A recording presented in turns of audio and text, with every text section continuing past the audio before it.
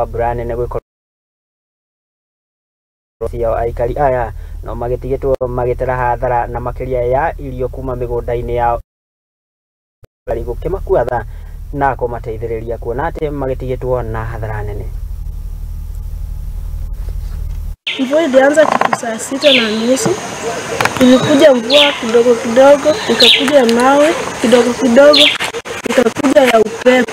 Hiyo upepo ilikuja ikachukua mti ikaangusha kwa nyumba.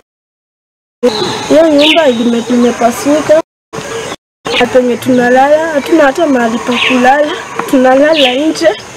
Hata kama kukaa tunahangaikia tu nje. Nikasikia tu mlio kitu kama inaanguka kwa mabati, nikastuka kuangalia. Mtoto akakimbia akakuja kuniambia kuja uone miti imeanguka kwa mabati na imeanguka chini. Kweli nikaona mabati imeanguka, mvua inanyesha kwa nyumba, nilihuzunika. Kwa hivyo hali nisaidie na mabati ili nirekebishe nyumba yangu. Nayo thirikari kugerera ruhonge rwa ugima wa mwiri no igithie